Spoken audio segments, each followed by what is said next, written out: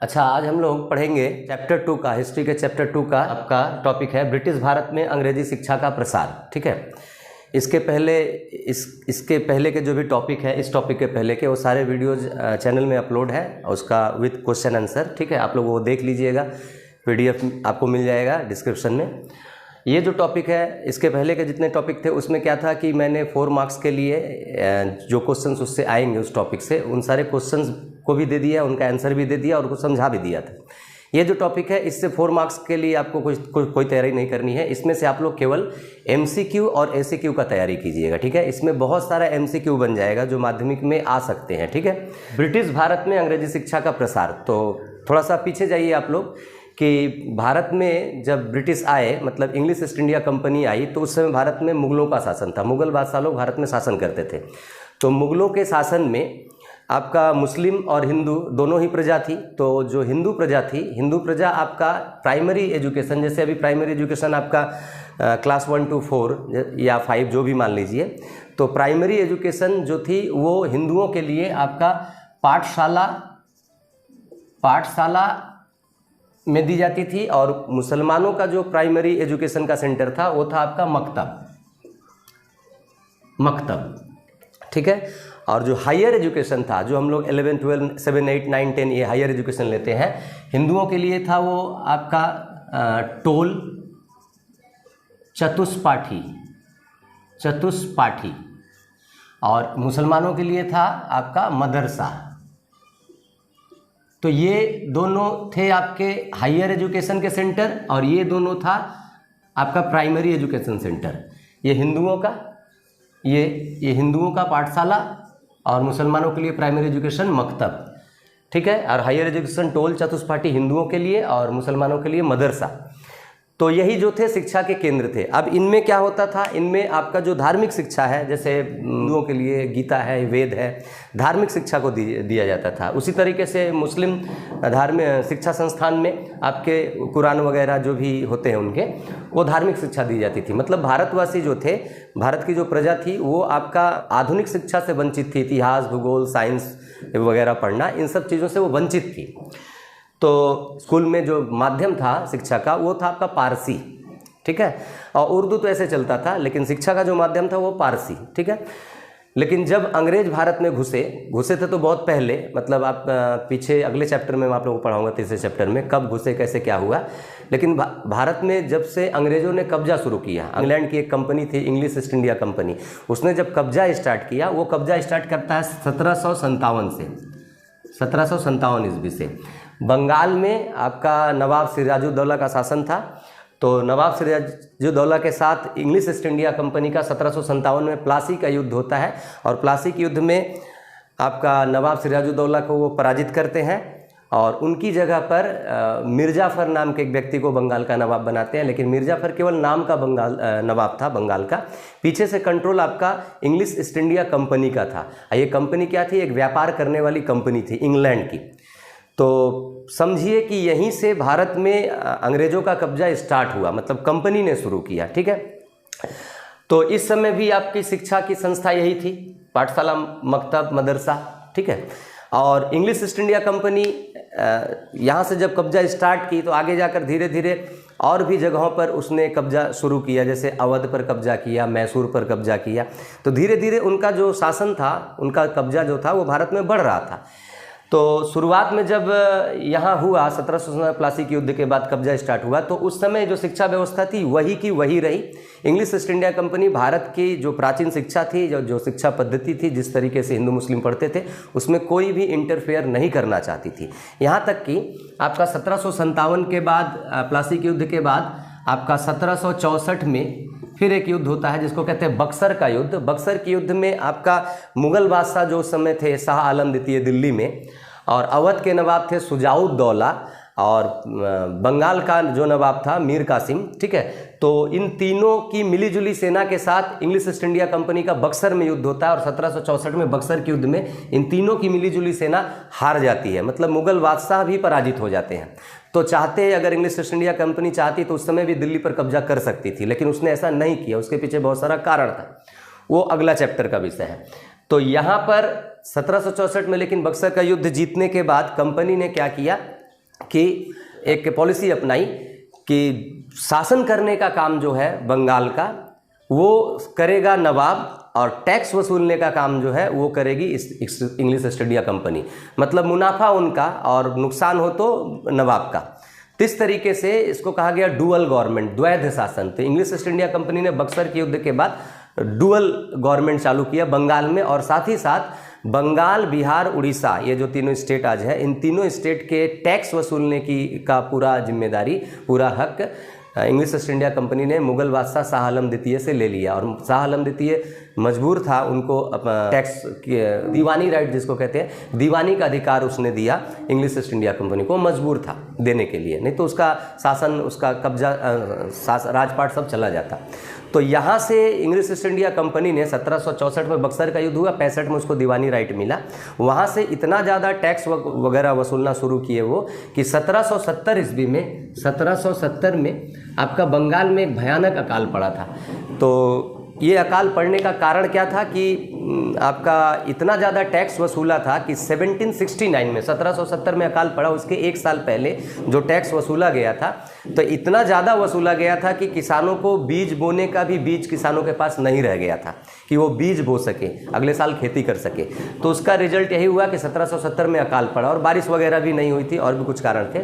तो अकाल पड़ने के बाद पूरे बंगाल की आबादी उजड़ गई, खेतीबाड़ी नहीं हुआ। तो अब उनको टैक्स कहाँ से मिलेगा जब खेतीबाड़ी नहीं हो रही? तो और उनका मकसद यही था कि जितना हम यहाँ से टैक्स वसूल सके, जितना यहाँ के धन को लूटकर इंग्लैंड ले जा सके।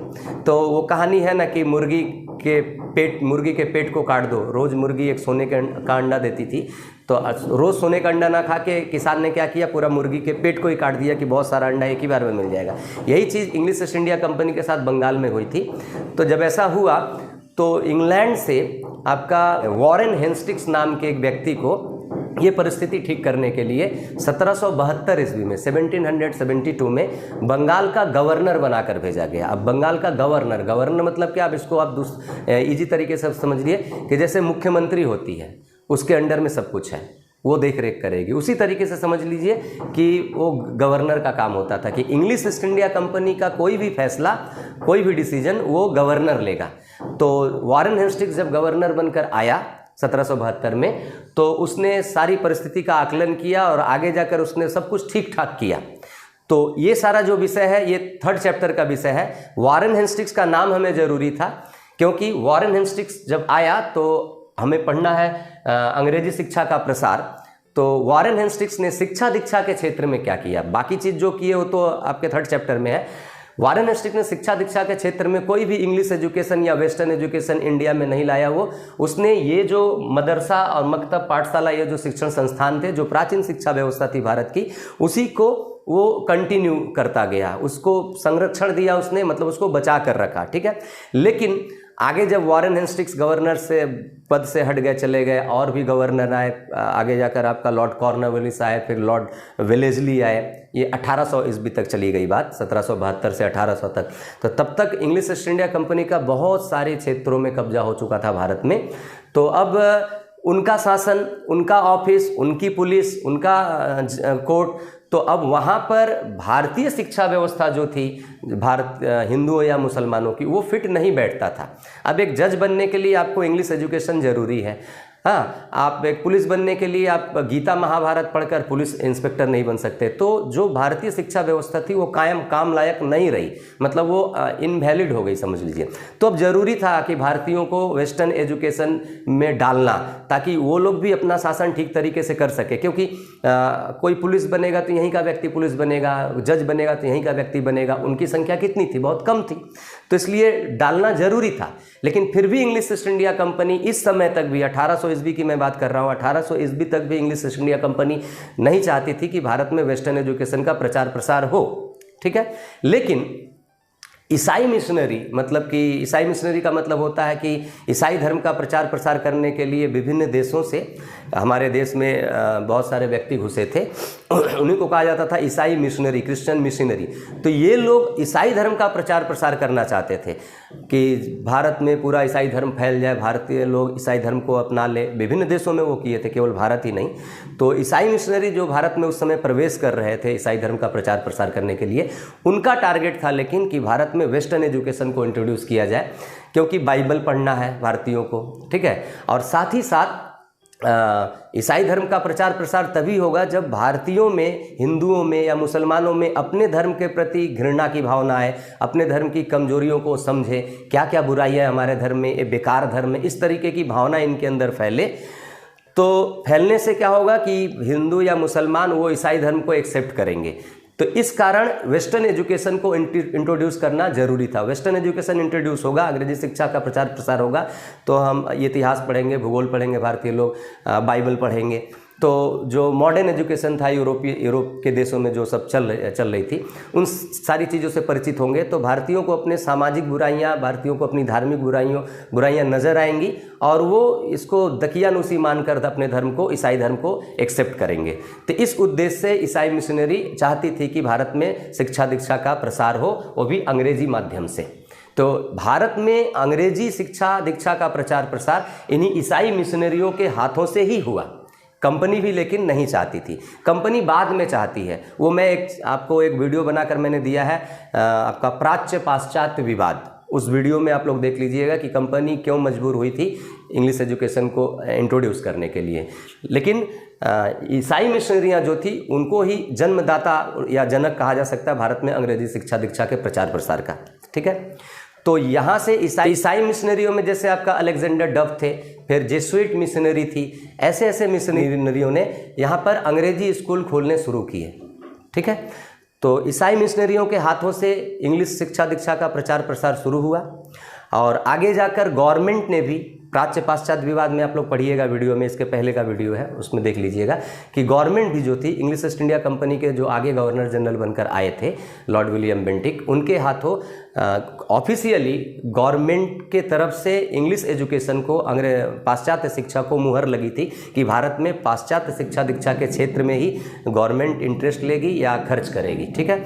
तो सरकारी और गैर सरकारी दोनों के मिले जुले प्रयास से आपका भारत में अंग्रेजी शिक्षा का प्रचार प्रसार शुरू हुआ। अब इसी क्रम में मैं जो नोट्स बनाकर दे रहा हूँ, आपका डिस्क्रिप्शन में PDF रहेगा, आप केवल नोट्स को पढ़ लीजिएगा तो पूरी कहानी किस तरीके से कैसे कौन कौन से स्कूल खुले, किसने किसने किया, सरकार ने क्या किया, वो पूरी कहानी आपको क्लियर समझ में आ जाएगा। मुझे बताना भी नहीं पड़ेगा, मैं अभी हो सकता है आपको केवल पढ़कर बताऊं, तो मैं पढ़कर बताकर क्या फ़ायदा, आप उसको पढ़ लीजिएगा तो आपको पूरा क्लियर समझ में आ जाएगा कि कैसे कैसे भारत में अंग्रेजी शिक्षा दीक्षा का प्रचार प्रसार हुआ।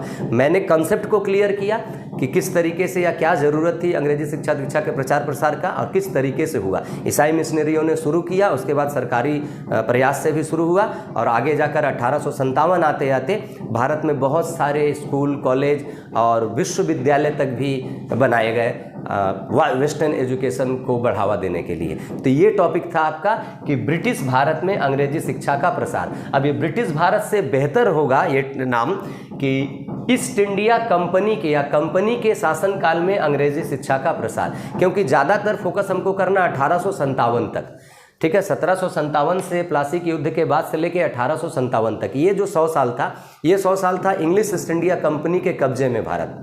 उसके बाद 1857 में फिर एक घटना घटती है, 1858 से भारत पर कब्जा हो जाता है, मतलब भारत का शासन चला जाता है आपका ब्रिटिश गवर्नमेंट के हाथ में, मतलब इंग्लैंड की सरकार में, इंग्लैंड की महारानी विक्टोरिया के हाथ में। वहाँ का रूल यहाँ अप्लाई होता है, वहाँ से शासन होता है, कंपनी का शासन खत्म कर दिया जाता है। तो कंपनी के शासनकाल में इसको और बेहतर होगा कि कंपनी के शासनकाल में अंग्रेजी शिक्षा का प्रसार, ठीक है। 1757 से 1857, मेरे नोट्स में भी देखिएगा 1857 तक ही मैंने फोकस किया है कि 1757 से लेकर 1857 के बीच में किस तरीके से अंग्रेजी शिक्षा दीक्षा का प्रचार प्रसार भारत में हुआ, ठीक है।